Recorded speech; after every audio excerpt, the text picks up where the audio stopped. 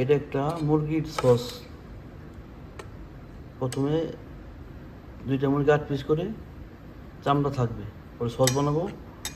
এই সব রব, একটা রব, মাজন, আদা রসুন পেস্ট, ফিলফিল বাড়ির পেস্ট, মশলা, দারচিনি, এলাচ, গোলমরিচ, লাল মরিচ, জাতার, ধনিয়া, জিরা, হলুদ, লবণ, ভিনেগার ও জৈতুন তেল দিয়ে, ও 2টা লেবুর শুকলা আছে, 2টা লেবুর শুকলা গ্রেট, পরে জৈতুন তেল দিয়ে এরকম সস বানাবো।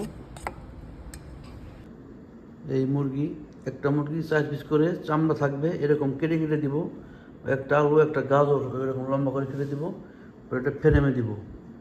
গ্যাস দিয়ে ডেকে ফ্রেমে দিব। ও শেষের দিকে গ্যাস দিয়ে খুলে উপরে কালার করে দিব। এটার সাথে নান, কবুস ও সাদা ভাত। ফ্রেম করার পর এরকম কালার হবে, এরকম।